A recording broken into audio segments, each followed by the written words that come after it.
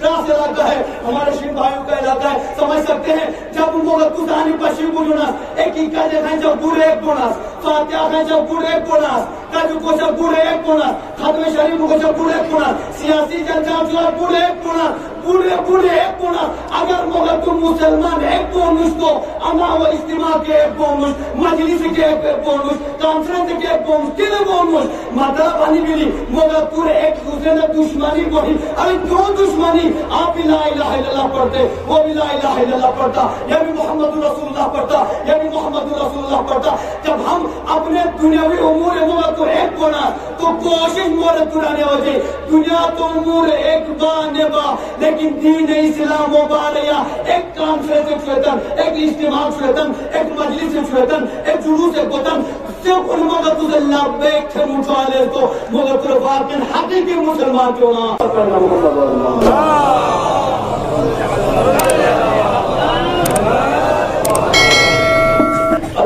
یقیناً امام حسین علیہ السلام کتنے فضائل اتنے مناقب جب آپ دیکھیں گے ہر کوئی میں پہلے کا کتابوں کو تو پڑھی ہے, بزرگان کا سنیے, علماء کا سنیے. امام حسین علیہ السلام کا تعلق اسلام سے ہے, کسی ایک فرقے سے نہیں ہے. اسلام سے اس امام حسین علیہ السلام کا تعلق ہے. لہٰذا اسی لیے خواجہ معین الدین چشتی اجمیری رحمت اللہ نے کیا فرماتے ہیں, حسین علیہ السلام یہ تاریخ کا مطالعہ فرمایا ہے. خواجہ اجمیری فرماتے ہیں شاست حسین بادشاہست حسین دین است حسین دین پر ناہ است حسین سردار ندا دست در دست یزید حقاق بنا لا الہ است حسین. خواجہ اجمیری فرماتے ہیں, اجمیر شریف سے آواز دیتے ہیں, کہتے ہیں حسین نے اپنا یزید کو ہاتھ نہیں دیا, سر دیا, لیکن ہاتھ پر نہیں دیا, بلکہ حقیقی حقاقی بنا لا الہ الا حسین, حقیقی لا الہ الا اللہ حسین سے ملے گا. لہذا حقیقی لا الہ الا اللہ اور محمد رسول اللہ کو بچانے والے کا نام امام مظلوم شہید کربلا امام حسین علیہ السلام ہے. صلوات علی محمد و علی محمد. یقیناً جب آپ تاریخ کا مطالعہ کریں گے, امام حسین علیہ السلام جب کربلا کے میدان آئے تھے اپنے اہل بیت کے سامنے گرے تھے.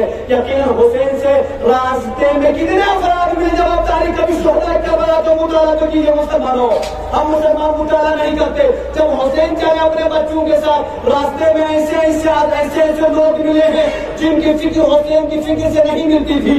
شاعر نے آگے بڑھ کر کہا کہ نانا سے کر کے وعدہ جو پیغمبر اسلام سے جو وعدہ فرمایا تھا حسین نے, کیونکہ حسین جانتے تھے کہ نانا مجھ سے اتنی محبت کیوں کرتے ہیں, اس لیے کہ میں نانا کی قربانیوں کو بچاؤں گا. لہٰذا عزیزان گرامی نانا سے کر کے وعدہ نبھایا حسین نے, سر دے کے دین حق کو بچایا حسین نے.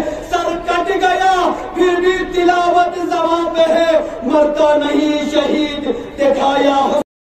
کیا صرف مسلمانوں کے پیارے ہیں حسین, سر نوع بشر کے تارے ہیں حسین.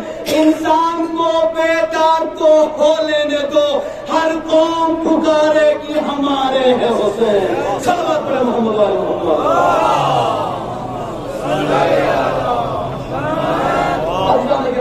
دامن وقت کی گنجائش ہی نہیں چھوڑ دے سکوں. لہٰذا اپنی بات کو اختصار کرتے ہوئے اس کانفرنس کا اتحاد امت کا مطلب یہ تھا کہ حسین کا مقصد تھا دین اسلام کو بچانا, مسلمانوں کو بچانا, مسلمانوں کی ڈوبتی ہوئی کشتی کو بچانا. نہیں مسلمان, آج ہم حسین کا نام لیتے ہیں, پیغمبر اسلام کا نام لیتے ہیں, قرآن کو پڑھنے کا دعویٰ کرتے ہیں, آدھی سے معصوم عمل کرنے کا دعویٰ کرتے ہیں, لیکن اس کے باوجود ہمارے درمیان اختلافات میں پائے جاتے ہیں.